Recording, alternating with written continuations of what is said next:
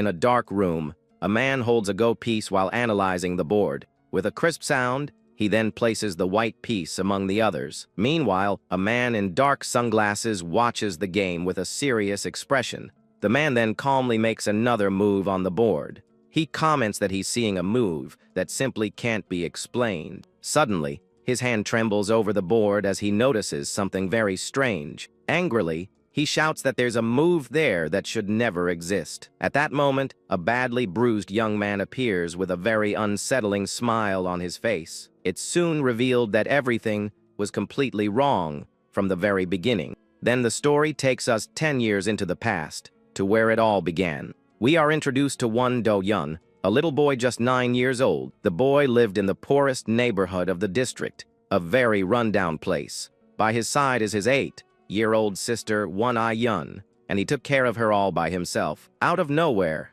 a soccer ball flies at high speed toward the two of them. Some boys shout not to let protagonist get the ball under any circumstances. One of them says he needs to at least grab his clothes to stop him, but the boy is fast and keeps running, not caring about the others. The ball goes straight for the goal, but Do-yun deflects it, and it hits the wall hard. Seeing this, a brown-haired boy yells, very irritated with the goalie. The ball then bounces hard off the wall and returns to the middle of the field. He was considered the weakest of all in that grim place.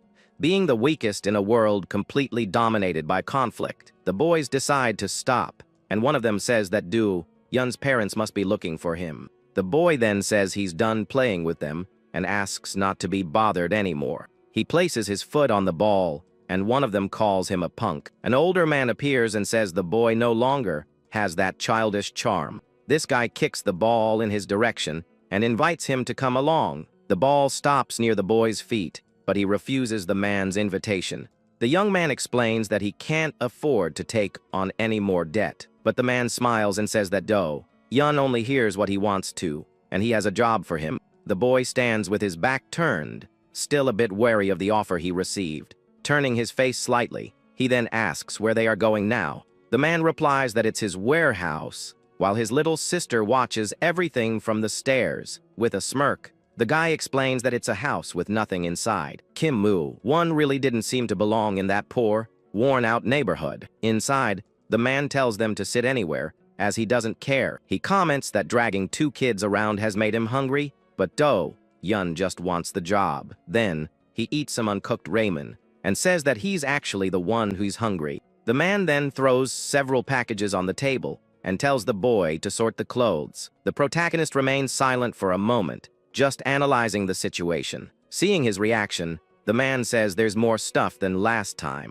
The guy then agrees to pay more, and calls the young man a demanding brat. When his sister tries to help, Do-yun stops her, saying that this job is his alone. The boy then asks if the job is over as soon as he finishes sorting. However, the man says no and appears with a hot pot, calling them to eat. He places the food on the table and explains that the meal is also part of the job. In a serious tone, the guy states that they shouldn't eat alone. Surprised, the boy asks to have the cost of the food deducted from his payment.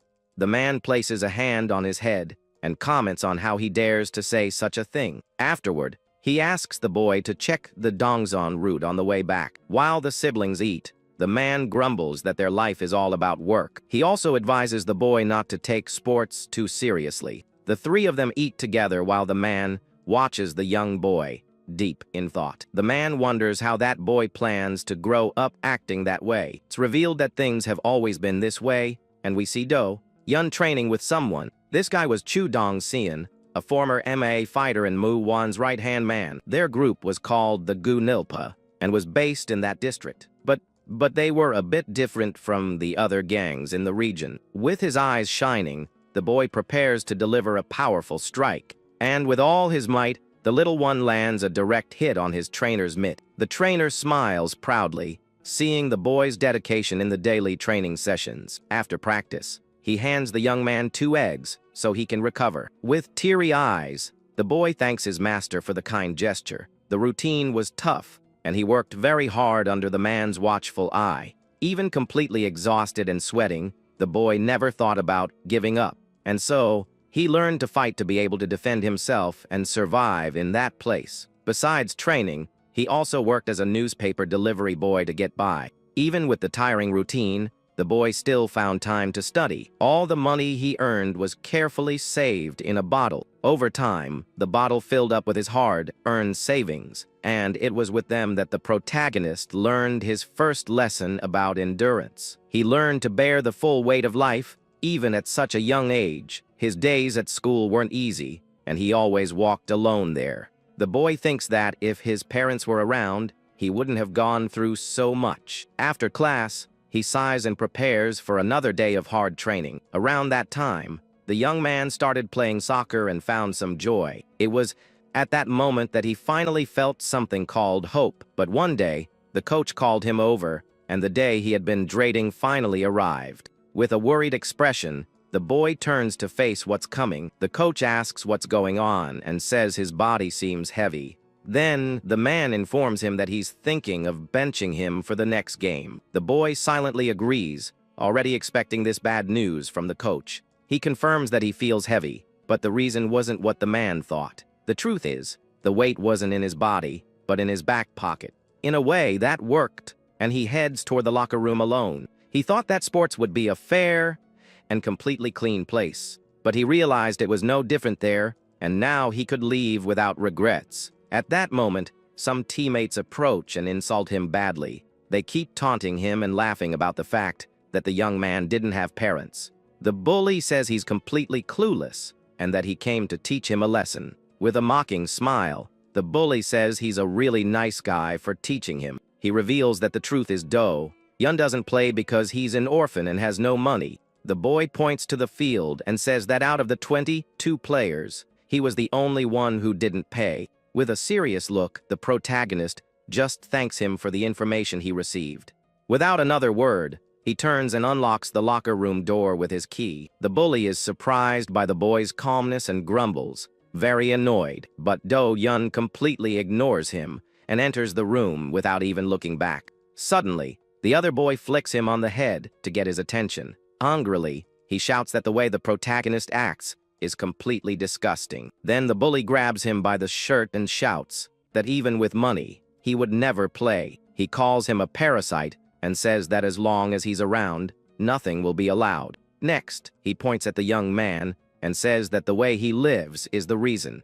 The boy grabs him by the back of the neck and shouts that's why he ended up without parents. Seeing the protagonist's silence, the bully asks if he's just trying to take it. Without a second thought, he lands a hard kick on the boy, who hits the wall. But Yoon gets up and says he already understood what he was trying to say. With his eyes gleaming, he reveals that the problem is the other guy thinking he's special because of his dad. And then, without hesitation, the protagonist lands a powerful punch on the bully's face. The boy's face is completely messed up after taking the hit. Lying on the floor, the bully hears the protagonist tell him to keep talking nonsense. That way, he says, he'll feel less guilty about what he's about to do. And without mercy, he starts to go after the boy who is on the ground, not fighting back. He grabs a soccer ball and kicks it with all his strength. The ball strikes the bully square in the head, sending him flying from the intense impact. The force is so great that the boy's head even dents the metal goalpost.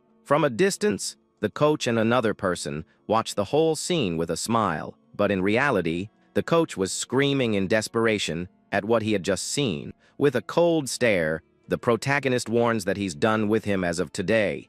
A few days after the incident, a meeting takes place in the principal's office. The reason for the meeting was precisely the intense incident that occurred between the students. The school principal announces that the protagonist has already received a severe punishment and will now also be expelled from the school. The young man defends himself, saying they started the trouble and came at him first, which is why he fought back. He then questions if he's being punished for not having parents, money, or anyone to protect him. With a furious look, the boy asks if the punishment is because the others are from Young. The principal remains completely silent, having no answer to give the boy. With a smirk, the protagonist says the school taught him something very useful. He turns and tells the principal to keep living that way, without a care in the world. It's revealed that for a long time, the world has been run by gangsters. These groups started collecting taxes, claiming they were protecting the residents. From this, large organizations like Daekyung were born and spread a dark kind of peace.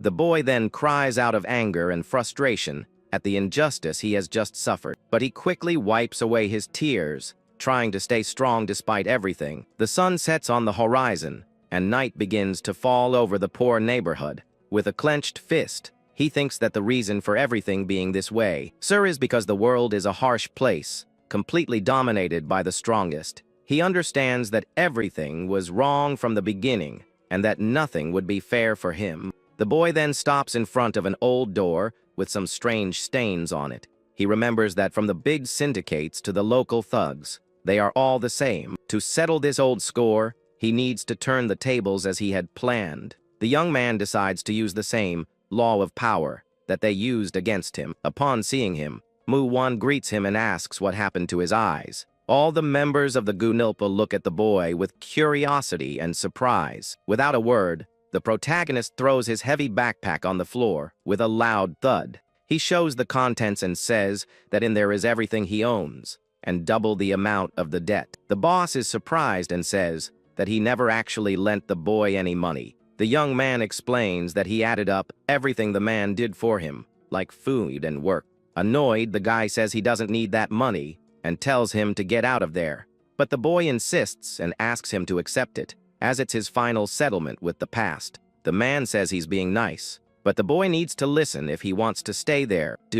Yun then approaches and says that he really has something important to say. With a serious look, the boss listens attentively to the boy's proposal before him. The young man then bows as a sign of respect and asks to be accepted as his son. He promises that in return, he will give the man something he always wanted but never got. Everyone in the room falls silent, just watching the completely unexpected scene. The gang's boss stares at him with a calculating and curious gaze. He comments that he wondered what the boy would become, but only his body has changed. The man then asks if the young man really thinks he knows what he wants. Without hesitation, the boy answers that what he desires most is the position of boss. With his eyes shining, he promises that next time, he will bring that position to him. The protagonist states that he has never broken a promise, unlike the old man there. Annoyed, the man complains that he just showed up out of nowhere, saying absurd things. He then asks why the boy came.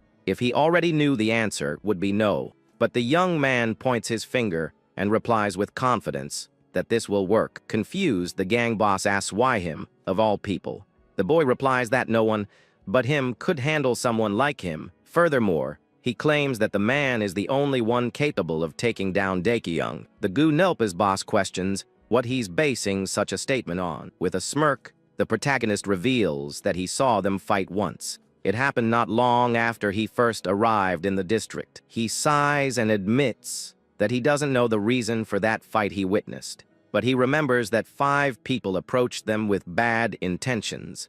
Actually, it was just 2 people who faced a crowd of enemies. A horde of thugs surrounded the 2 men, who prepared to fight. Then a fierce fight began, and the 2 faced their enemies without fear. The fight was intense, and the blows were delivered with great force and ferocity. The 2 fought bravely against the larger group that attacked them relentlessly. The intensity of that night was something the young man had never seen before. All kinds of weapons were used in that rough, no-rules battle. Cries of pain echoed through the dark alley as the fight continued.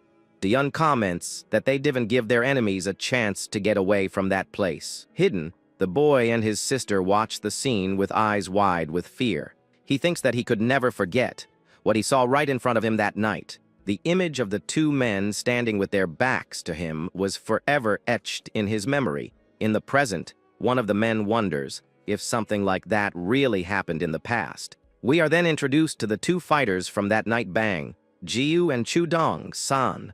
One of them explains that the boy is referring to when they were demoted. The gang boss understands and says that's more than enough of an explanation. The boy turns to leave while the man says that he has heard enough. Already at the door, he warns that they can no longer stop what is about to happen. Then he turns the doorknob and leaves the room, determined to follow through with his plan. The other members ask what the boss will do, and he says there's no other option. One of them comments that the boy is no good, and that they can't handle this. The boss leans back, and his colleague says it's been a while since they've disagreed. Lying on the sofa, the man says that no organization could handle that. He laments that the boy couldn't manage to wait just 2 more years. He then thinks that he treated the boy like a son, but didn't expect his return. At that, he remembers the young man saying he wanted to become someone like him. A memory of a child saying he wants to be like his father when he grows up comes to mind.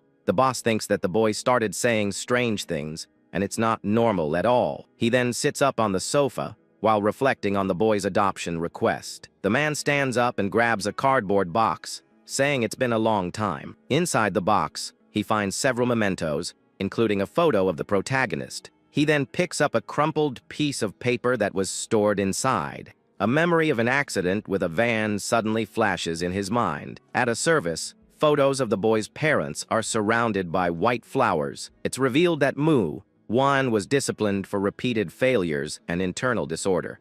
Additionally, he was accused of neglecting his responsibilities for a long time. His failures harmed not only his team, but also other departments. A personnel notice announces the change in position for manager Kim Won. With a box in his hands, he walks away from the building until a new notice is given. He was transferred to work at the District 1 branch as a manager. His new mission was to protect all areas of Guncheongdong, a dangerous place. The company then asks that he dedicate his efforts to completing the task. At the location, he meets some men who seem to be his new subordinates. With a box in his hands, he enters his new office for the first time. He then looks at the crumpled paper with the notice of his transfer. Angrily, the man crumples the paper with all his strength and throws it on the floor.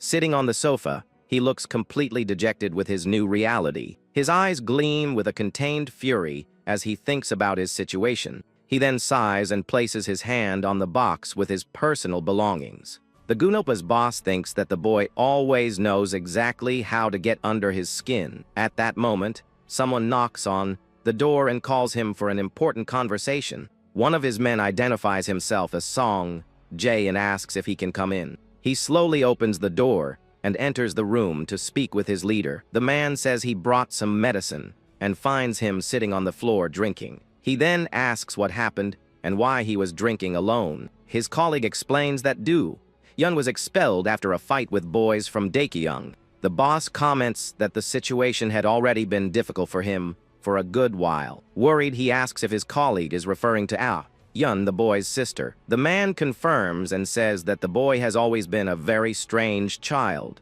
The two drink together, and one of them says that the young man has become a problem. He also warns that a boy that determined will end up in a dangerous place. Next, the man suggests it would be better to take him in before others do. He then asks if the other gang members think the same way. His colleague explains that Dong Sin already wants to turn the young man into a fighter. Then he questions if the boss thinks the boy was made for much more. He believes that keeping the boy close will be better for his future. With a smile, the leader agrees and says his colleague is logical as always. He then decides he needs to hear directly from the boy what he thinks. The boss asks who is watching the protagonist at that very moment. The man takes out his phone and suggests calling Do Jin to bring him there in a hurry. The leader tells him to hurry up before the boy joins someone else. The colleague then makes the call to his contact and waits for a response from the other side. He asks if the person is at home, and the answer is a very quick yes. On the other end of the line, the man asks him to stop by for a moment. With a cold and determined look, the boy was already waiting outside. A man orders everyone to go home, and his men don't understand why their boss wants to leave so early.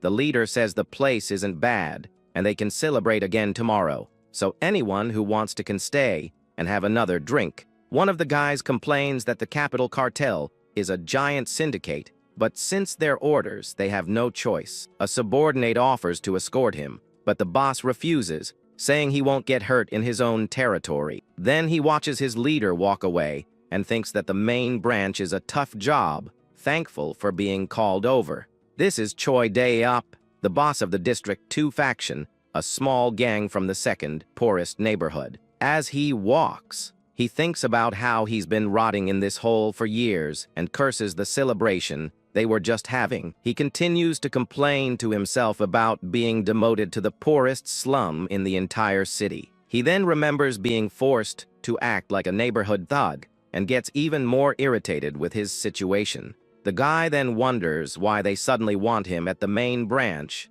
after ignoring him for so long. Suddenly, a bright light shines in the darkness of the night as he lights a cigarette to try and relax a bit. Now on the rooftop, he looks out at the city and wonders what kind of mess they're trying to get him into now. Looking at the horizon, he thinks it was better when the cops were on their case all the time. With that, he turns his back on the city, looking quite thoughtful about everything that's happening. The man reaches for a pack of cigarettes when he suddenly hears a voice calling him, and he turns around, surprised. One of his men offers him a cigarette and says he drank a lot, but the young man would rather smoke with his boss. The leader then calls him a brat and invites him for one more drink before they call it a night. His colleague seems a bit surprised and calls the boss's name to confirm if he's serious. At that moment, they both look into the distance and see a lone person standing in the middle of a dark alley. The figure then walks toward them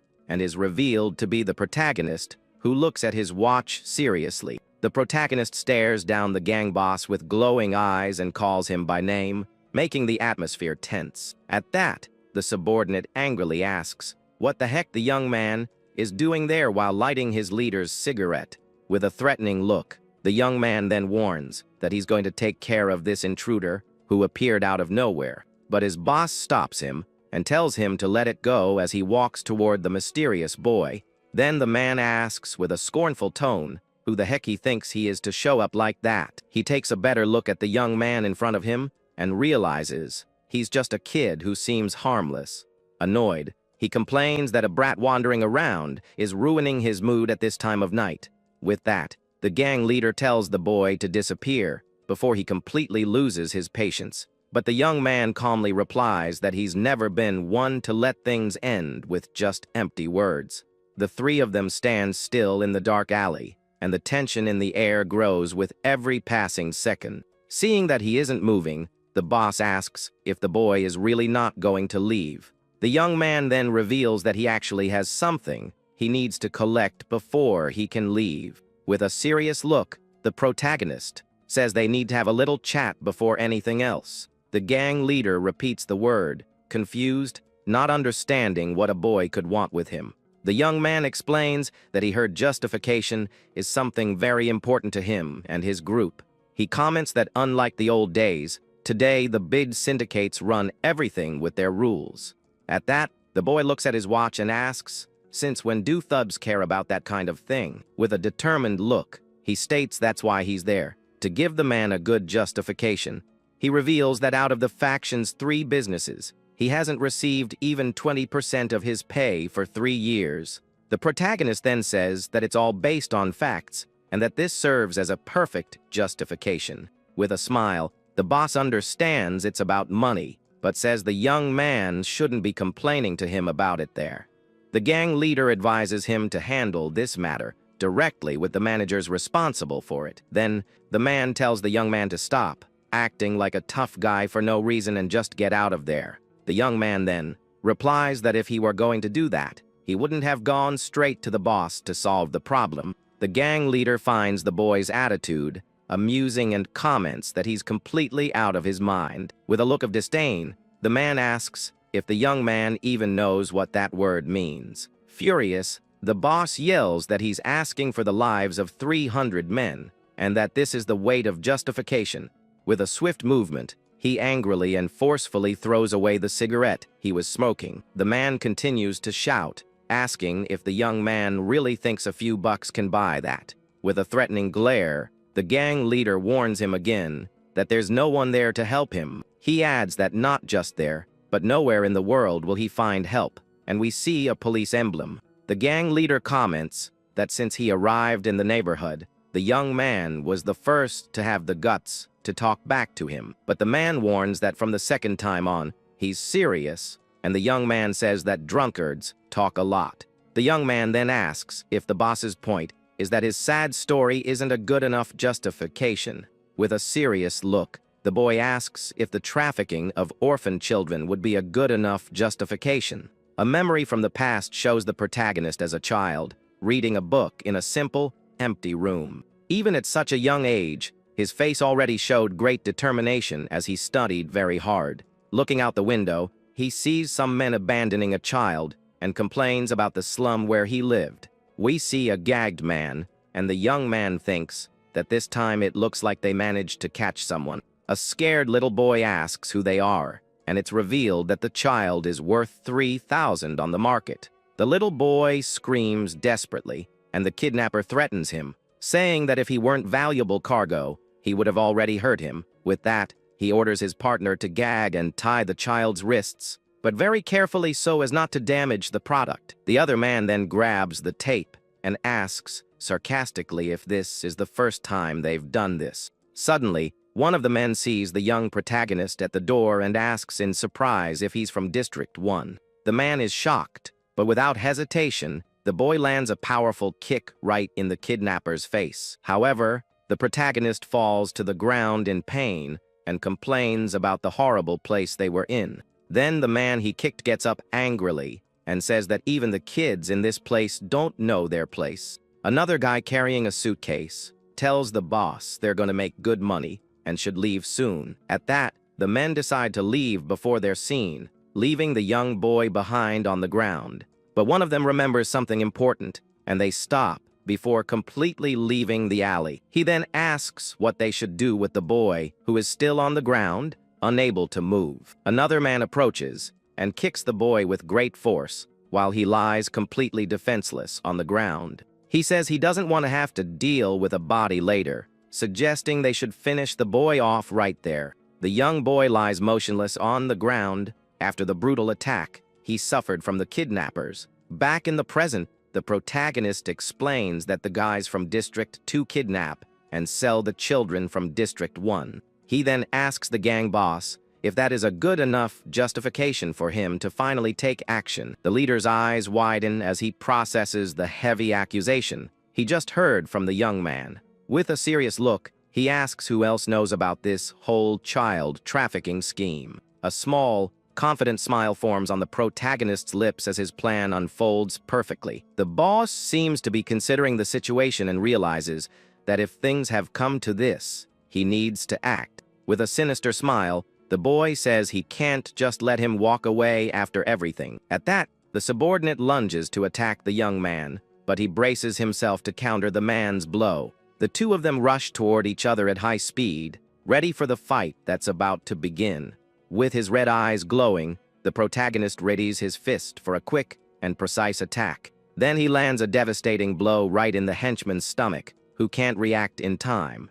The subordinate screams in pain, feeling the impact of the powerful punch he just took from the young man. Without wasting any time, the young man prepares a spinning kick with impressive force and great speed, and with a swift move, he hits the man's head, who is knocked out instantly by the attack. The gang leader is completely shocked to see his subordinate defeated so easily. His man is down on the ground, while the protagonist watches the scene with the gang boss still there. The boy then checks his watch and complains that his opponent talked too much for someone so weak. With a serious look, he comments that it was a close call, but fortunately, he managed to handle the situation. At that moment, the gang boss says the young man has every right to bring his justifications.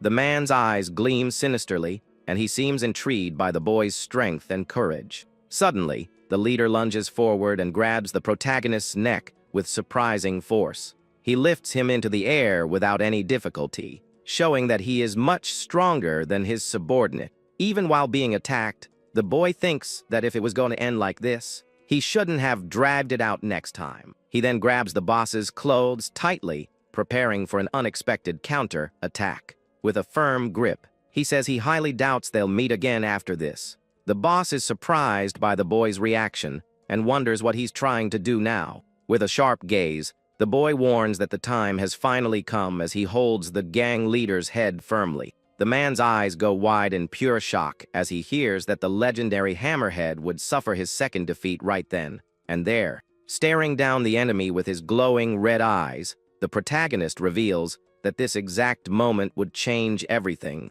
and gripping the boss's hair even tighter, he states that the words, "second defeat," had already sealed his fate. Without hesitation, the young man lands a devastating blow and warns that District 1 will be completely wiped off the city's map. The impact of the punch is so strong that the man's body flies backward, unable to offer any resistance to the attack. At that exact moment, heavy footsteps are heard, and a mysterious voice tells the boy to take his hands off the gang leader. From the shadows emerges a muscular man with a threatening look, warning that if he touches his partner again, there will be payback. With an expression of pure fury, the newcomer threatens the young man, saying he'll finish him if the assault continues. Meanwhile, somewhere else, a guy is on the phone asking where the faction members are celebrating the promotion. Upon receiving the location near the barbecue restaurant, he gets up from the couch, confirming he got the message. At that, the man hangs up the phone and grips the device tightly,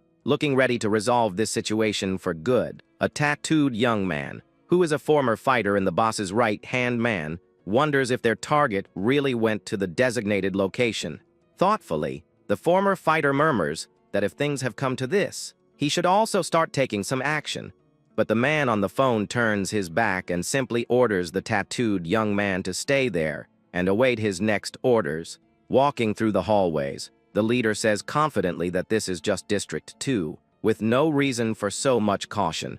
Obeying the order, the subordinate gives a respectful bow and wishes his boss good luck in handling business. Back in the dark alley, footsteps echo on the wet ground, showing that the tension is only increasing with each passing second. And resuming the confrontation, the intimidating big guy with glowing eyes repeats his threat, saying he had already warned the young man. Even injured and facing this terrifying figure, the protagonist doesn't back down and remembers when he was questioned about his choices. The newcomer continues the young man's thought and says that because of that, he can't give him a complete answer. Annoyed, the muscular man curses at the gang leader and reveals that the young man he hurt is his son. With a smirk, the boy thinks that this was the biggest reason behind his choices and his revenge. Seeing the boss on the ground, the young man's father complains that he's just a child and didn't deserve that treatment. He then stands up imposingly and tells his former colleague to wake up to the reality of the situation. But the boss gets up and retorts that his sentimentality is ridiculous, and that in their line of work, there are no children. With a look of fury, the protector yells that he's the one who's delusional and needs to get real. He then grabs the gang boss's arm and warns that those who talk nonsense are treated like trash. The man fights back with a punch and curses his opponent as the two begin an intense fight in the alley. Dodging the attack, the young man's father prepares for a counter-attack and threatens his enemy again. With a serious and menacing look, he says that this time, instead of his eyes, he'll rip off his ear. The gang boss isn't intimidated and charges forward with clenched fists, ready to continue the fight right there. He lands a powerful punch right in the protector's face, who feels the strong impact of the blow.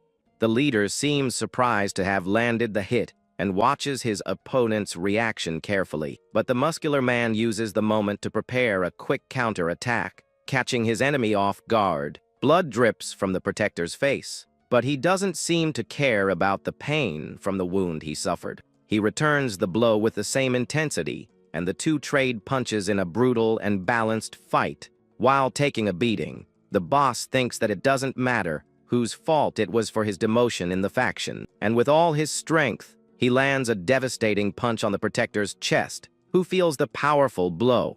The young man's father stumbles back a bit, feeling the pain of the punch, but doesn't give up the fight against the gang leader. The gang boss lands a hard punch on the protector's stomach, who doubles over from the impact of the blow. Even feeling the intense pain, the young man's father endures the attack with an expression of pure determination. Blood gushes from his mouth, but he doesn't let it get to him, and stays firm in the fight against the leader. With a quick move, he stops the boss's next punch, and his eyes glow with a red light. And without wasting time, the protector retaliates with a devastating blow right in his former colleague's face. The protagonist watches the intense fight with a surprised expression on his face. Still on the ground, the gang leader feels the impact of the punch and his face gets bruised from the powerful counter attack. Lying on the ground, the young man keeps his eyes open and bright, watching everything that happens. The protector continues his assault and lands another blow on the boss, who can't defend himself in time. The leader stumbles backward, losing his balance after receiving the series of attacks from his opponent. With a quick spin, the young man's father prepares for another blow while the boss tries to recover. The gang leader angrily curses his opponent and gets ready to continue the intense fight.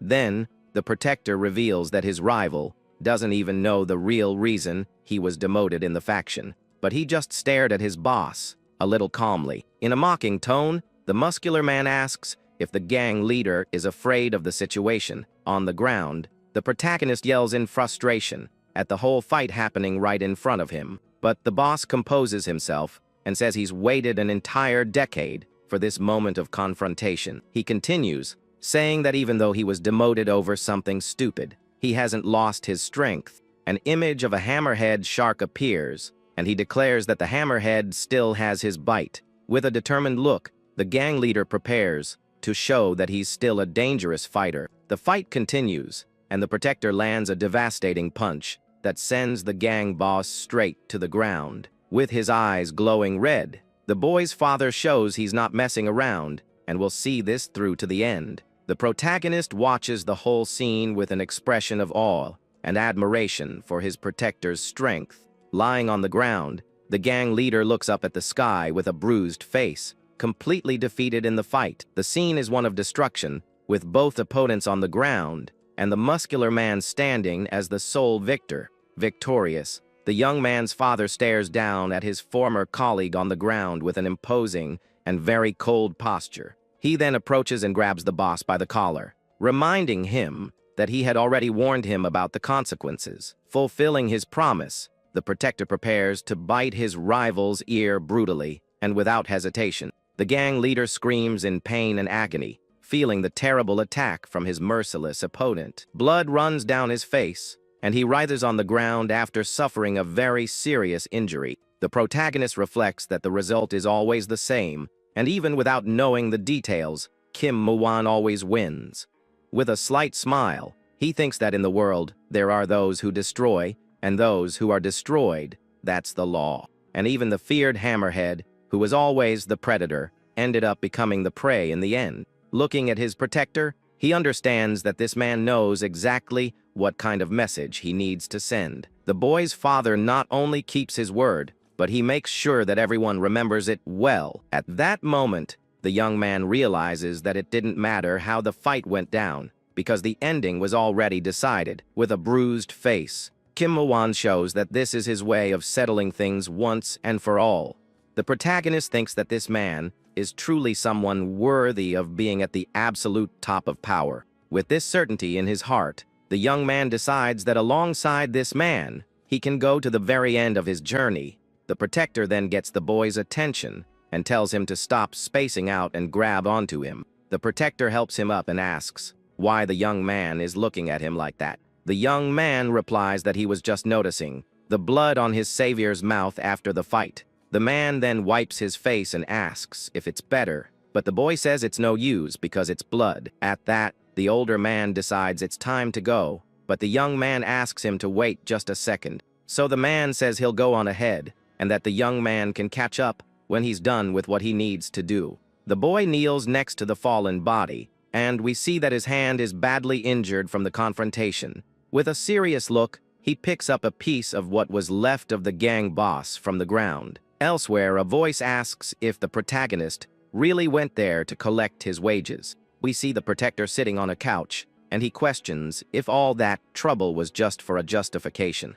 With a sigh, he comments that kids these days are very bold and don't fear danger. He runs a hand through his hair and wonders if the boy is a genius or an idiot for getting involved in this. Thoughtfully, he concludes that no matter how he looks at the situation, the best thing to do is to stay away from the young man. But the young man interrupts him and says there's no need to overthink what happened there. He explains simply that he just made a promise and kept it, and that's all that matters. Then the protector finds it funny that he mentions that, and comments on the rumors about the gang boss. He reveals that their rival was called back to the main branch, and because of that, their deal was off. The man advises the young man to give up and go back to school, assuring him that some school would accept him. But the boy immediately refuses the offer and asks why the heck he would do something like that now.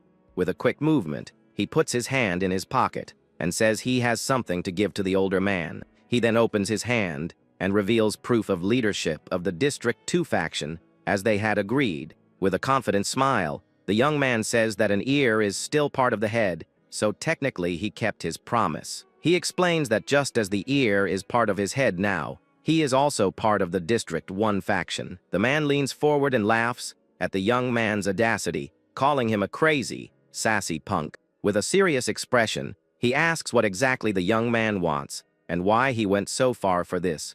The protector looks at him and questions his reason for going to such lengths just to get involved in this world. He then asks why, of all things, the boy chose to be a gangster, and why his son of all people. The young man replies that he has two major goals he intends to achieve from this point in his life. His first goal is to drag all the rotten scoundrels down with all the strength he has. With a look of pure vengeance, he swears he will take them to a place even lower than where he is now. He continues to explain that on the way to this goal, whether in the process or the final result, one thing is certain. The young man looks at his father and promises that he will put him at the absolute top of that world, no matter what. With a smile, he reveals that this is his second and most important goal of all. Meanwhile, the tattooed subordinate listens to the entire conversation, hidden behind the door, unnoticed. Suddenly, the young protagonist approaches the door, and the henchman is surprised by his presence. The tattooed man turns and tells the boy to follow him, seeming to have a plan in mind for that moment.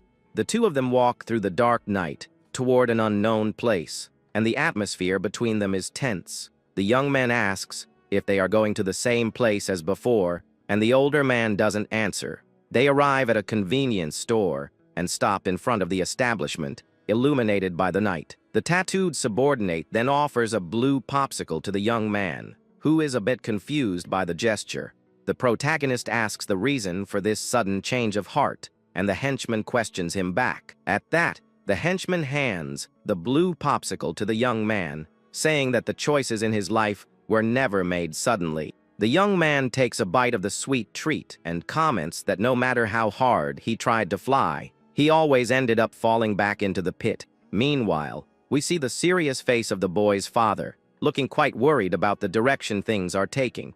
The older man had warned that unless there was a good reason, his son should stay in the light and use his fists only in the ring. Back in the alley, the tattooed man praises the protagonist, stating that he truly has a natural talent for fighting. With the popsicle in his mouth, the boy listens as the henchman says that although he has lost his way in life, the young man can still have a bright future. Next, we see the young man's father smiling and asking him to forget this crazy idea, leaving the syndicate business to the adults. But with a sharp and angry look, the protagonist simply replies that it's now too late to turn back. He continues his line of reasoning, stating that if he doesn't take charge of the situation, absolutely nothing will change. At that, the boy recalls his father's warning, saying he didn't teach him how to fight just so he could get into street brawls.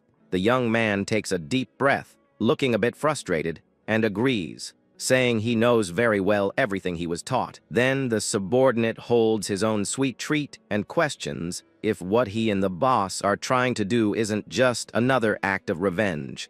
Without hesitation, the young man takes another cold bite and agrees, saying that if that's the case, he needs to do his part too. The big tattooed man turns his back and stares into the dark night, seeming to reflect on the boy's terrifying determination. With a smirk, the protagonist holds the wooden stick and reinforces that his ultimate goal is indeed revenge. The two continue talking on the lit street, and the young man warns that the highest authority of all has already given the order for him to act. With a tone of great respect, he reveals that this ultimate authority is none other than Kim Muon, who is his own father. Far away, we see someone's hands crumpling the empty wrapper of a sweet treat with great force, showing some anxiety. Then, the person throws the paper ball directly into the trash, Showing that the break time was over, a bearded man relaxes on the sofa, smoking calmly, when the door opens and he greets the tattooed henchman named Dongseun. The boss asks his subordinate if the young Doyen got home safely, and he bows respectfully. The tattooed man replies yes, and that he personally accompanied him to ensure everything was fine between them. With a tired look, the leader comments that things with that boy ended up taking an unexpected turn. At that, the henchman respectfully asks why his boss agreed to the young protagonist's crazy plan. The older man then begins to explain that even if he hadn't taken him in as a son, nothing would change. He states that the boy would have gone after the capital Cartel anyway, and his subordinate is shocked by the revelation. With a wave of his hand, the leader continues his reasoning and says that besides all that, there was another important reason. A memory of the piece the young man brought as proof of his promise comes up in their conversation. He explains that the young man blackmailed him by fulfilling his part of the deal and bringing what was asked, leaving him no choice. With a tired sigh, the boss concludes the explanation, saying that's exactly how it all happened. The tattooed subordinate then confirms that he understands the whole situation and the reason behind his leader's decision. He then asks about the matter of the adopted son and how they should handle this delicate issue. The boss seems a bit annoyed by the question and remains silent for a moment, thinking about the answer. With that, the henchman continues and asks how this new situation would affect the plans they had already made. Clenching his fist tightly, the leader states with conviction that absolutely nothing will change in their original plan. With his eyes glowing, he adds that since they've already attacked Choi Day-up, they need to speed things up. Meanwhile, we see the protagonist climbing a staircase alone at night, and he lets out a tired sigh. With a small smile, he thinks of his father and comments that the man is truly quite a character. A memory of the boss hearing the young man's goal to put his father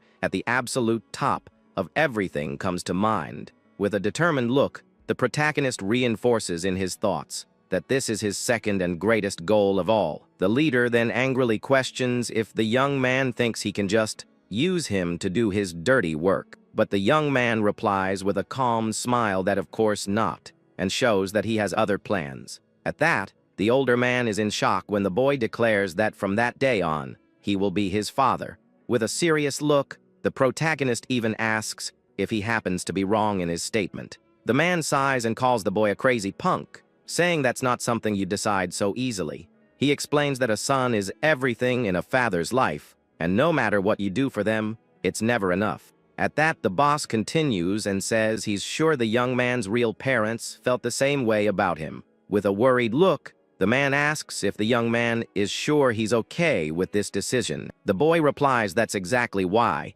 and that from now on, he will become Kim Doyen. He reveals that it was because of him that his father went after his rival after staying away for 10 years. Speechless, the gang leader can only stammer and is at a loss for what to say to the young man. But he composes himself and says that's enough talk, accepting the situation once and for all. The two then stand facing each other, and a silence falls over the room for a moment. Then the man decides that if that's how it's going to be, so be it, and places a hand on the young man's head with a smile. In his thoughts, the boy admits that he expected him to reject his desire to be a gangster, and he adds, thinking that he couldn't have said anything if his adoptive father had refused the idea. Later, outside the house, the young man wonders how he's going to tell a certain person all of this. Suddenly, a girl appears out of nowhere and aggressively asks what he needs to tell. The protagonist is startled by her sudden appearance and stammers Ayan's name awkwardly. She asks if it's about the adoption request or the fight with the thug from District 2, leaving him speechless. Ayan then asks with a serious look if the young man really got everything he wanted out of it. The young woman continues to stare at him and waits for an honest answer about the outcome of the fight. The protagonist looks a bit awkward and replies yes, but his expression doesn't seem so confident. She says that's good, and that it would be terrible if his first plan went wrong right at the beginning. With that, the young woman turns and tells the young man to come inside so they can eat something together. Doyen is surprised, and the girl comments that he probably hadn't even had dinner yet that night. The young man thanks her somewhat awkwardly as he watches her walk away and go back inside the house. Next, we see the simple house where they live together in this neighborhood far from the city center. Already inside, everyone is gathered, and the atmosphere in the room seems quite serious and a bit tense. One of the men complains that having the new guy sitting there with them is very strange and uncomfortable. But the group's leader just replies that there's nothing to be done and that everyone needs to get used to it.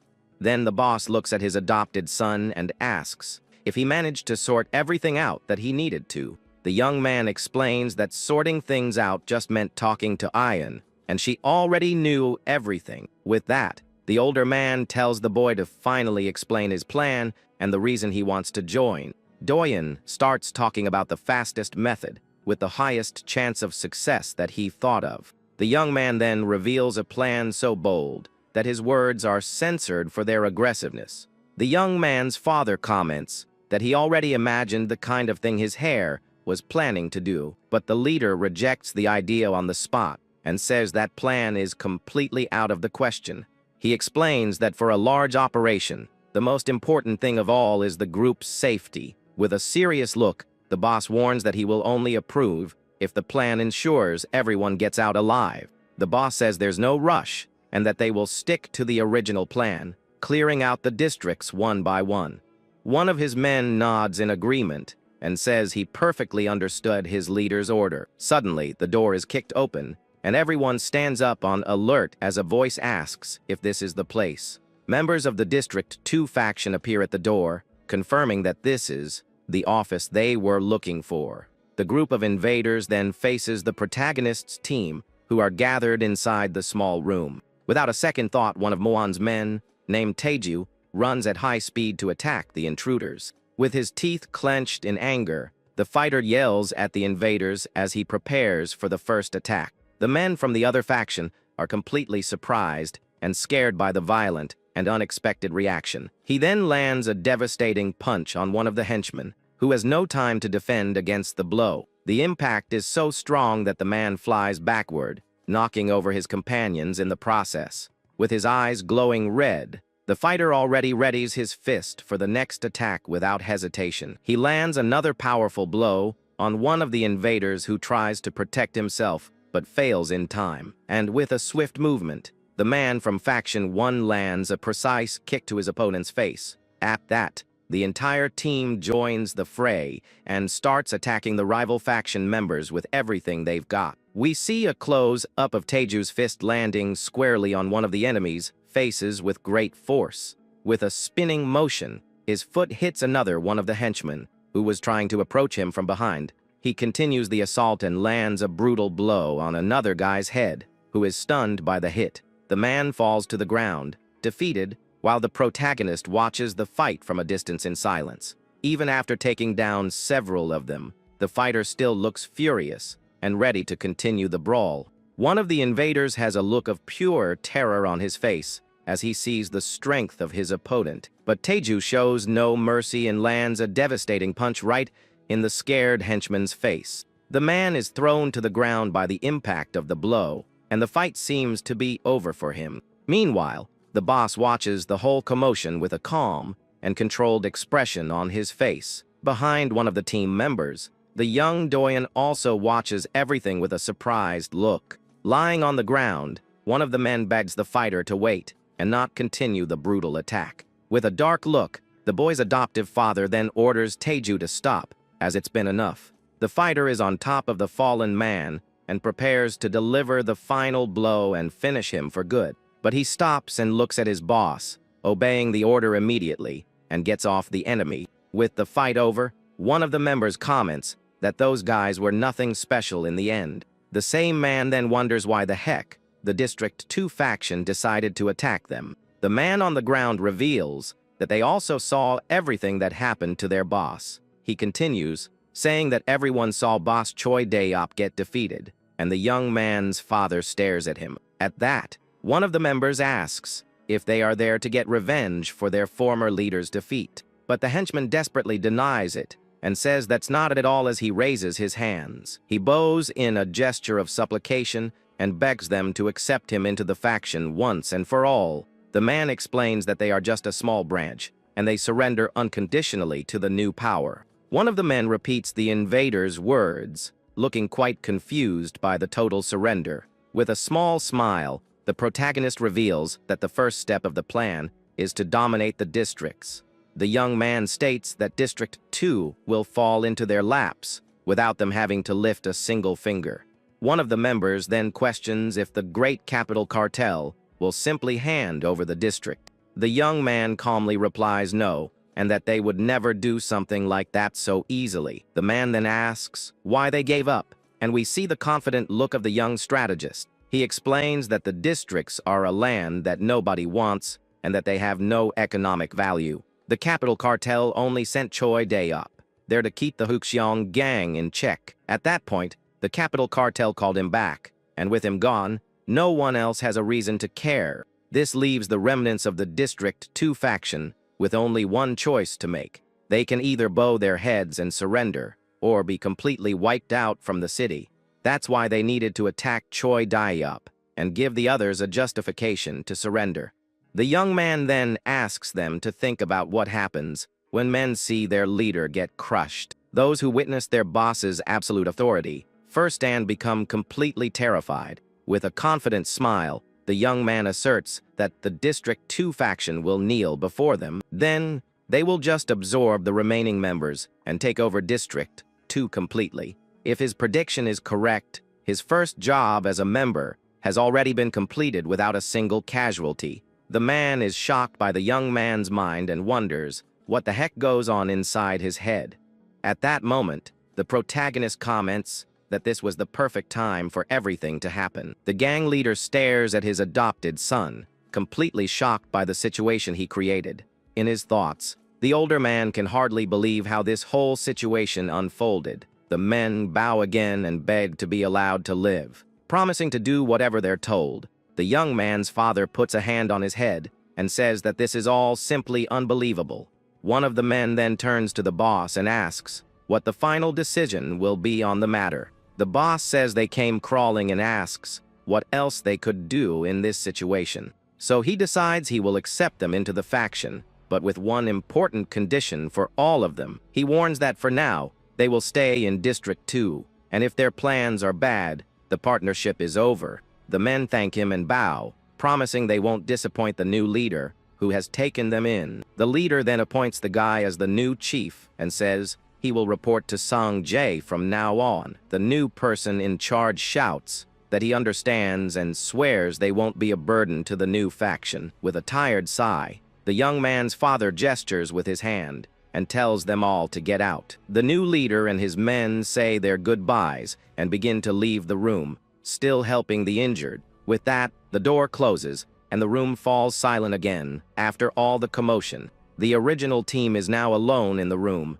and the atmosphere seems a bit more relaxed among them. The leader turns to one of his men and warns him that he'll have a tough time with the new members, but the young man replies that it's nothing and that he'll keep an eye on them to make sure they don't cause any trouble. With his back to everyone, the protagonist thinks that it seems like everything went exactly as he planned. With a smile, the young man states that everything turned out perfectly and that he won't accept any more complaints. The boy's adoptive father just stares at him with an expression of someone who can't believe it. Another team member also looks at the young man with a surprised face at what he just heard. But Taeju, who had been quiet, gives a thumbs up, seemingly approving of the attitude. We also see another member who just watches the scene with a very thoughtful look. The tattooed man then turns to the young man and tells him to just admit it was a good plan. The boy says he can read the room and that he's leaving now because he needs to prepare for the next step. From the doorway, he looks back one last time and says he has things to prepare for the future. Then the young man leaves the room and the door closes again, leaving the team behind to discuss. Meanwhile, elsewhere, we see Choi Day-up walking down a hallway looking anything but friendly. He lets out a sigh of frustration and seems to be very annoyed with everything that has happened. The man curses under his breath as he continues down the brightly lit hallway of the building. His expression is one of pure anger, and he seems to be planning some kind of revenge against everyone. He then stops in front of a door and knocks hard, calling for the director inside. In a serious tone, he announces himself and says he's there to report his return to the main branch. A voice from inside says he's been through a lot, and the man enters the boss's luxurious office. With his head bowed, he approaches, and the director asks what important report he has brought. He starts by saying the report is about the districts and the situation happening over there. With a look of pure rage, he reveals that it seems Kim Mawan is finally making his move. Meanwhile, the young doyen leaves the room and says he's going now because he needs to prepare for the future. Outside, he lets out a tired sigh after all the chaos that just happened. With a serious look, the young man thinks to himself that it was a very close call and almost everything went wrong. He then begins to climb the building's stairs in silence, seeming to be going somewhere alone. Suddenly, some men from the faction that surrendered stop him on his way and tell him to wait. One of them complains and angrily asks what the heck the boy wants with them now that it's all over. But the protagonist calmly replies that he hasn't had the chance to say everything on his mind yet. One of the guys gets angry and asks where he got the nerve to talk to them like that. With a smirk, the young man comments that they're talking like real street thugs. The man continues to shout that his attitude is annoying and that he's not even an official member of the faction.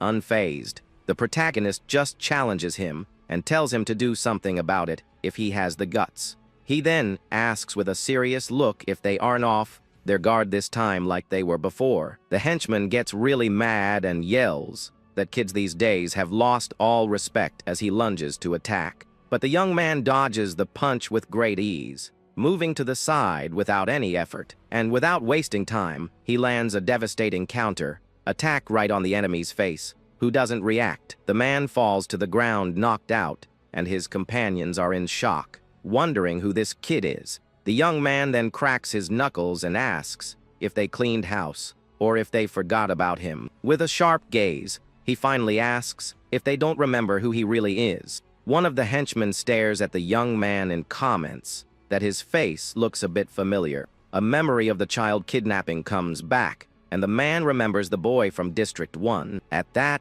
he asks in shock if the young man is the same kid who always messed up their plans. With a smirk, the protagonist confirms it, saying it looks like he finally remembered. The henchman becomes furious and yells that the young man has no idea what he went through to get into the faction. With a clenched fist, he says that's why the young man knows things he shouldn't know. He then runs toward the boy, shouting that because of that, he can't be left alive. With an expression of pure rage, the man repeats the threat, saying the young man can't leave there. But the protagonist dodges the attack and prepares for a quick and precise counter-attack. And with a precise movement, he lands a powerful punch right on his opponent's face. The henchman feels the impact of the blow, and his face contorts in pain from the force of the attack. Without giving him time to react, the young man lands another powerful blow on the man's head. Lying on the ground, the protagonist warns that actually, he's the one who can't be left alive. The young man then prepares to deliver the final blow and end the fight once and for all. And with a strong stomp, he finishes his opponent, saying that he's the one who can't be left alive. One of the other men in the group is completely shocked and scared by the scene he just witnessed. The young man then explains that this guy was the only one who acted like a thug before Day-Op arrived. He turns to the others and says he doesn't recognize any of them and has nothing against them. One of the men explains that the guy on the ground did the chief's dirty work and that the past doesn't matter. But the young man stares at him and asks if with that attitude, they are trying to defy Muwan's orders. With a serious look, the young man warns them not to underestimate Faction 1 and to take care of the rotten branches. He then guarantees that there will be no more street thugs in his new faction from now on. The man agrees, scared, and promises he will take responsibility and clean up the whole mess. But the young man grabs him by the collar and says that although it's good to have someone to talk to, he doesn't trust thugs. With a smile, the protagonist tells the man to stay sharp and not to mess up with the new orders. He then turns and walks away, leaving the others behind to take care of their comrades. One of the henchmen comments that the District 1 faction also has some pretty violent guys in their group. The other agrees and tells him to clean everything up before someone else shows up and sees the scene. They take care of the injured man and decide they need to cut ties with anyone connected to Daeyop. Their leader thinks that the young man knows about his former boss's dirty secrets, and that maybe he set everything up. He continues to think and suspects that the young man might actually be planning something even bigger. Meanwhile, Doyen reflects that the orphan kidnappers were just thugs trying to get into the faction. He reveals that one of the guys he faced was there 10 years ago and needed to be warned about something. With that in mind, he already thinks about the next step, which is to take over District 3 to ensure their safety. The young man arrives home and thinks that his father and the others must be thinking of the same strategy. Suddenly, he hears a strange noise coming from outside and stops before entering the house. On the ground, he sees his old school uniform with his old name all crossed out and thrown away. A new guy with a bruised nose appears and calls him a beggar, saying it was hard to find him. The protagonist just stares at the newcomer with a serious and very cold look without saying a word. It's revealed that this is Wang Sungyak, the son of a director from the powerful capital Cartel. The director's son approaches and asks if the young man was the one responsible for taking down Choi Daeyop. The two then stare at each other in silence, and the tense atmosphere grows with every passing second. The newcomer complains that because of the protagonist, his days of living the good life are over for good. With a look of contempt, he comments that the young man's eyes are extremely annoying to him. At that, he threatens him, saying he's going to ruin every little thing Doyen tries to do from now on. He warns the boy to expect attacks wherever the cartel operates, and that he will personally destroy him. But the protagonist just shrugs and turns his back, not giving a darn about the threats. The young man seems completely calm and doesn't even care about what he just heard from the enemy. Meanwhile, the old school uniform remains on the ground, all torn and covered in dust. With a worried look, the young man wonders if the young Ian also saw that scene. He then lets out a sigh and seems to feel a bit of pain because of the whole situation. Without saying another word, the protagonist opens the gate to his house to finally go inside. And with that, he enters the property and leaves the director's son behind, still standing on the street. Elsewhere, the boy's adoptive father is talking to his man, and he thinks they went too far. The subordinate points to the jar with the remains of the former chief and says he was drunk. But Muwan explains that even though demoted, Daeyop was strong and the cartel sent him as a precaution. He continues, saying that with Doyen exposed, there was no other way to direct the anger toward himself. The chief reveals that the brat who threatened him is a director's son and that he will take care of it. With a bottle in hand, he states that he will take responsibility for both situations. His man then asks if he wants the jar to be sent to the former chief in his name. With his eyes glowing, the leader agrees and says they need to do it to provoke the giant. In a simple house at night, the young protagonist and his friend are talking. The girl then asks him if he really wants to test himself against gangsters. The boy just turns his head with a serious and determined expression. At this, she gets annoyed and asks if her friend has lost his mind. The young woman reminds him of how the big organizations ruin people's lives. She clenches her hands and recalls that their homes were destroyed because of them. Even if he's well prepared, she says that fighting these people alone makes no sense. The young man then reveals the reason, saying his address was exposed. Hearing this, the girl is shocked by the new information. He says he wants to test if he can protect someone on his own, and if he can handle it. With a firm gaze, the protagonist reaffirms that he wants to test himself.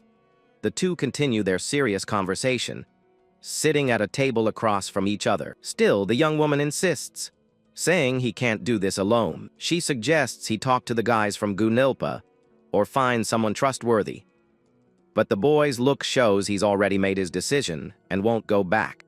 He stands up and says it's something he'd have to do sooner or later. The protagonist then says he'll take her concern as permission. Surprised by his attitude, the girl can only manage to say, "Oh." He then tells her that from now on, she'll also be staying at her dad's house. The young woman looks to the side, accepting her friend's decision without arguing. A short time later, through the window, we see her packing her things into a box. She then grabs some bandages, seeming to prepare for something too. The young woman thinks of her father with a serious and worried expression. One of her bags is thrown on the floor as she continues to pack. Through the window, the scene continues with the girl packing her belongings. Outside, a mysterious man watches the house from a rooftop. In the dark, his eyes glow with a scary and intimidating look. Back in the room, the young woman remains, focused on packing her things to leave. The man on the roof then starts talking to himself while observing the situation. He comments that the boy is good material and seems like he'll do well. Elsewhere, on a table, we see some documents spread out. There, the boy's adoptive father analyzes the papers with a thoughtful expression. He is in a meeting with his most trusted men to discuss the next steps. One of the men comments that Yun isn't the type to stay quiet. Another member agrees and says that taking the Gunilpa guys to the river was a surprise. The faction leader listens to his team's comments in silence. After thinking for a bit, he decides they need to move the plan up. His men just look at their boss, waiting for new orders. The leader explains that delaying things now is much more dangerous for everyone. He says they've already sent a gift to Choi Dae, and will have a response soon. The meeting continues in the dimly lit room as the plan is laid out. One of the guys then asks if they're sure they won't have any problems. The boss explains that once a stone starts rolling, it's harder to stop it. The other faction members listen to the explanation attentively, clenching his fist. He states that moving faster is the safest way now. Meanwhile, in another location, a mysterious box is on a table. Inside, a glass jar with something in it is revealed. A hand then grabs the object tightly, looking at what's inside. The man who received the box is Choi Dae, the former head of Gunilpa. His eye fills with hatred as he sees the contents of that gift. Gritting his teeth, he curses the one responsible, calling him a crazy monster. He says this was a very obvious move from his enemies. In a fit of rage, the man crushes the box with his bare hands. Then he throws the jar against the wall, where it shatters into pieces. The object's lid falls to the floor after the violent impact. The man steps on the glass shards, not caring what's on the floor. Soon after, he kicks a door with all his strength, forcing his way through. On the other side is Wang Sung Hyuk, the director's son who threatened the young man. His father, Director Wang Song Jiu, yells at him furiously. The boy just stands there in silence, listening to his father's lecture. The director's son stammers as he sees Choi Dae, announcing himself at the door. At that, the henchman enters the office, leaving the young man very scared. The young man lets out a sigh of relief, but still seems tense about the visit. With a furious look, the director asks who gave him permission to enter. The man bows, apologizing for the unexpected entrance. The boss sighs tiredly and asks what the subordinate wants with him. He then asks for permission to act alone for a few days. The two stand in front of the director, waiting for an answer. The boss then asks if the reason for this is because of Kim Moo-wan. Hearing the name, his son is surprised by the mention. The henchman confirms, saying he was invited by the enemy. With that, the boss gets a suspicious look on his face. From what he just heard, he finds the whole situation very suspicious and quite strange. So the director decides he will handle this problem personally. He tells the henchman not to fall for the enemy's game and to focus on the plan. The man gets the message and leaves the boss's room. He walks to the door, leaving the director and his son behind. Reaching the door, he prepares to leave and follow orders. The man thinks he can use Moo-wan to take the credit and asks for a few men. With a serious look, he seems determined to go through with his own plan. But he decides it's not the right time to act yet. He says he'll step in when the real show begins. On his old cell phone, he calls a contact named Dara Manpower. Meanwhile, in a distant neighborhood, the night is very quiet. Suddenly, a cell phone is thrown from a high place onto a staircase. The device lands near a post where someone left food for cats. At that moment, we see our protagonist walking alone down the street. He stops and looks at a piece of paper that led him to that location. The boy approaches a place known as the Blue Gate. Finally, he arrives at his destination and stops in front of a large gate. The protagonist comments that they chose a good hiding spot. Suddenly, a masked man emerges from a secret passage. Then, the boy enters the location's courtyard with slow, steady steps. His gaze is focused, and he seems ready for whatever comes. Inside, a man is on the phone, telling his boss not to worry. He says they've already moved all the goods, and he's the only one left to leave. The guy on the phone says that as soon as Sik arrives, they'll finish everything. Just then, the masked man breaks down the door and calls him a people trafficker. The protagonist then emerges from the shadows with a frightening look. At this, the man on the phone is completely shocked by the visit. He then recognizes the boy and seems to understand the situation. Standing up, he complains that the boy shouldn't have made him wait. The man greets him and says it's good to see him again in person. He remembers having met the young man before on another occasion. The boy says that Gunilpa's intelligence was more useful than he thought, but since the man was expecting him, he needs to confirm a few more things. He wonders if the guy found out about him from the spy he planted in the faction. The thug gets angry at the boy's audacity and lunges to attack, but the young man dodges and thinks that only one person could have leaked the information. He continues the attack while the boy realizes something was wrong. The thug lands a punch and thanks him for coming alone. With a wicked smile, he says this was exactly what he wanted. He then prepares another powerful blow to hit the protagonist. However, the boy is faster and easily dodges the attack. Without wasting time, he counterattacks with a strong punch to the enemy's stomach. The man feels the impact and his face contorts in pain from the blow. The punch was so strong it knocked the wind out of the thug instantly. Staggering backward, he curses the young man for the strength of the unexpected attack. The protagonist then grabs him by the pants before he can recover. Surprise, the man loses his balance and doesn't understand what's happening. With that, the man grabs a bottle to use as a weapon against the young man. He attacks, yelling that everyone goes crazy because of the past, but the protagonist dodges, and the bottle shatters against the wall. Without wasting time, the thug rushes forward and tackles him to the ground. He says that learning a few punches doesn't make him a match for him. With the boy on the ground, he warns him not to mess with their side. The thug continues to beat him and talks about using his friend. Then he asks what the boy meant by selling people. Angrily, he threatens to tear the young man to pieces and sell him off too. The punch hits the floor right next to the boy's face, barely missing. Suddenly, the protagonist grabs his wrist, stopping his attack. In a swift move, he grabs his opponent's shirt, and using the enemy's strength against him, the young man throws him. Now it's the thug who's on the ground. Feeling the impact of the fall, the tables turn, and the boy begins to deliver a series of punches. He gives the enemy no time to react and continues the attack. With a final blow, the protagonist shows who's in charge.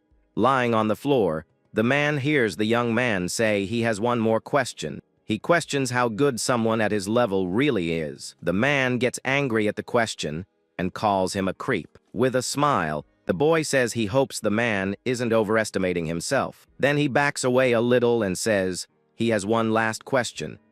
The young man then asks him where he sent the kids. The thug scoffs and asks if he's going to save a bunch of adults. In response, the boy picks up the broken bottleneck from the floor. He walks back and comments on the thug's attitude. Then the boy prepares to use the improvised weapon on the enemy. Without hesitation, he strikes the man's leg, who screams in pain. The protagonist glares at him and asks if this determination is enough. Seeing the thug suffering on the floor, he tells the man to answer the question. The young man presses on the thug's wound and yells for him to answer. With a cold stare, he demands an immediate answer without any more stalling. The man finally gives in and reveals they went to the Daekyung branch. Suddenly, Sik appears and asks if the boy can get there. The protagonist then presses the bottleneck again, causing more pain. He coldly repeats that he's waiting for a clear answer. The thug screams the name of the place again for the boy to hear. At that moment, The enemy's backup appears and challenges him with a question. Guang-sik grabs him tightly and repeats the question aggressively. Then he starts to choke the young man, who struggles to break free. But the boy reacts quickly and lands an elbow strike to his stomach. The blow makes Guang-sik feel the impact and spit out a bit of blood. In pain, he staggers back, losing his balance for a moment. The young man takes advantage of the opening and grabs his opponent's arm tightly. He then hits him with a powerful knee strike right to the face. The impact of the blow is devastating, and the man can't defend himself. The boy holds his head and forces him to spit the blood out of his mouth without giving him time to recover. The young man continues with punches. Another strong blow sends him backward, nearly knocking him to the floor. The violent impact sends a splatter across the area. Lying on the floor, Guang-sik hears the protagonist call his name. The boy says he still doesn't get it, and that this isn't his territory. He grabs him and warns that there's no big boss to help him now. Then the young man reveals the reason he survived that day. With a serious look, he states that it wasn't because he was indecisive. He says that ever since he chose this path, he was ready for the worst. The protagonist then asks if he really thinks he isn't capable. With a bloodied face, Guang-sik is terrified of the boy. In a swift move, the boy throws him hard onto the floor. The masked accomplice just watches the scene, shocked and motionless.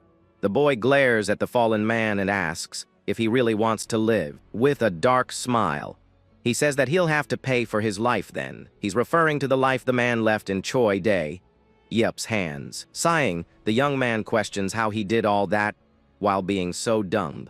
Then he demands a secret that would get him taken out by the boss if he told. The man is terrified by the idea and tries to refuse the boy's request. But the accomplice knocks him down, and the protagonist says he's more afraid of the boss. Lying on the floor, the man gives up and asks the young man what he wants to know. He reveals that the good-looking boys were sold to certain establishments. Furious at the revelation, the protagonist steps on the thug's head. The man confirms in terror, saying they're worth a lot more money. The others were sent to the Daekyung branches as henchmen. Suddenly, a large amount of blood splatters everywhere. The young man's eyes fill with surprise and fury at the unexpected scene. The other thug smiles maniacally, even though he's badly injured. With a bloody smile, he laments the life he's had so far. Losing patience, the young man steps on his face and tells him to shut up. The man then gets up and says if he's going to go down, he'll go down alone. He then runs towards the door to try to escape. Seeing the escape attempt, the protagonist just lets out a tired sigh. The boy then comments that it seems a hurt leg wasn't enough. He grabs him and warns that even without the escape attempt, his turn was coming. Lying on the floor, the thug challenges him and asks what he's capable of. He yells that with Guang-sik gone, nobody else knows anything, and tells him to just end it.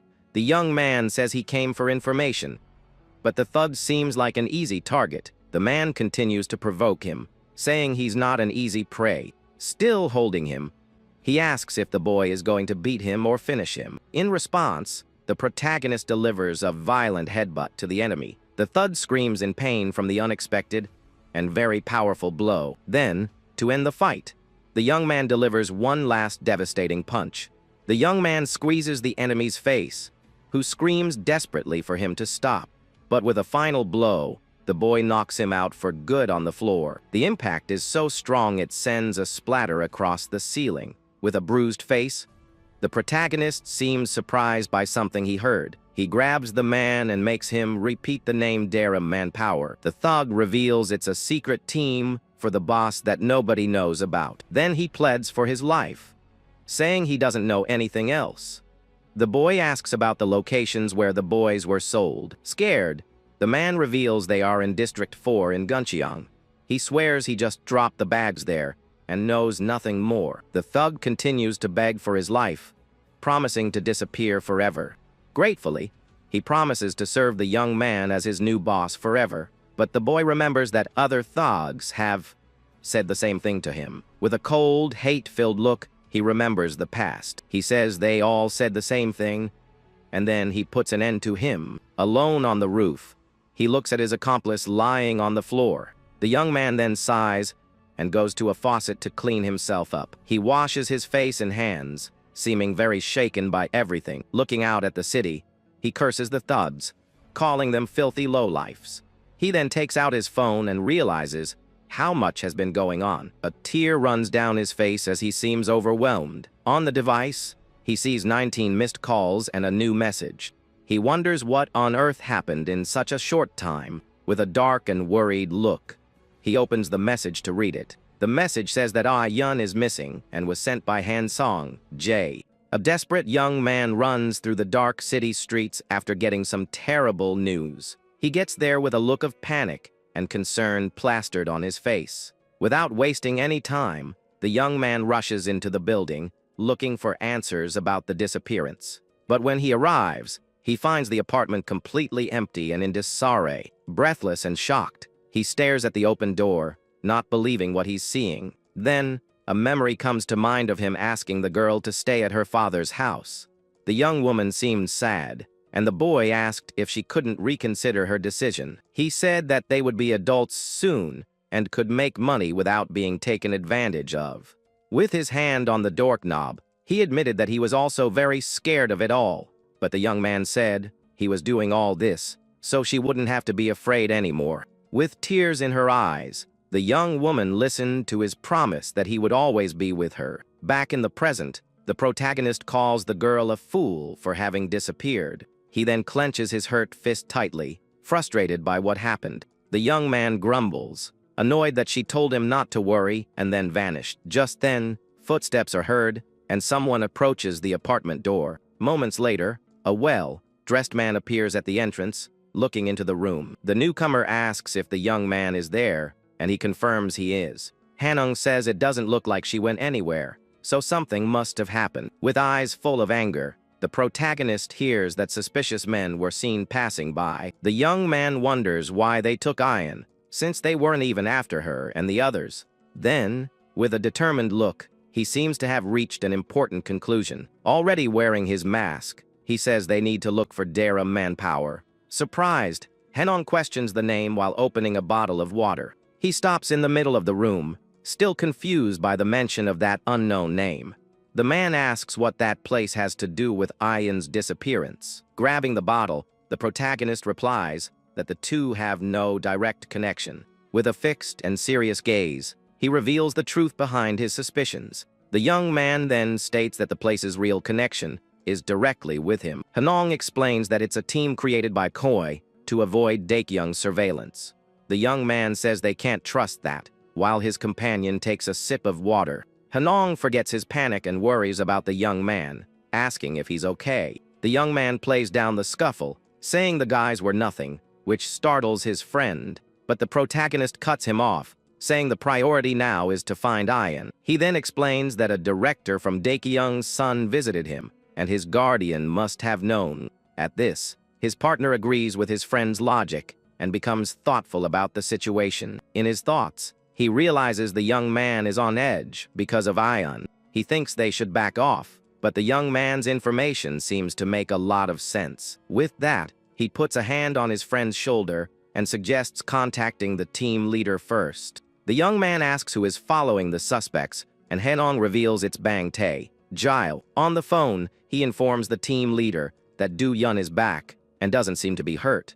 The person on the other end then gets worked up and asks if they found the kidnappers. On the other side of the line, Tae-ju reports that he just saw the word Daeram. He then adds that the only place with that name nearby is Dara Manpower. The leader says he'll take care of it and tells Hanong to hold the young man back so he doesn't do anything reckless.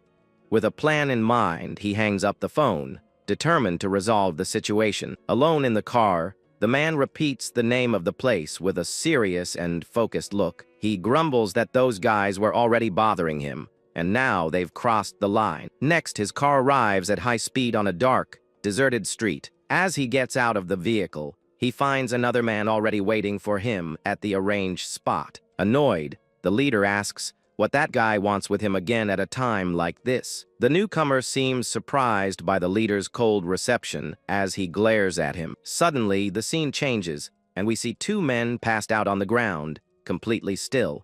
The guy explains that he only found these two and took precautions so they wouldn't get away. They then observe the fallen bodies near the car, waiting for the next step. The leader asks about Ian, but the other man says the guys don't even know her name. From this, he concludes that someone must have hired those henchmen for the job. Determined, the man calls his companion to go investigate the law office.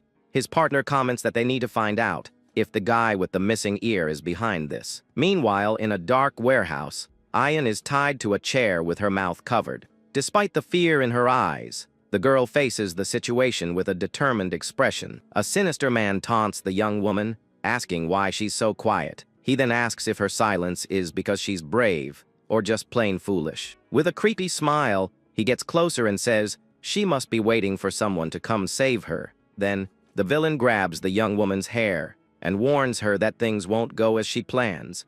The kidnapper says he's holding back from doing something to her right then and there.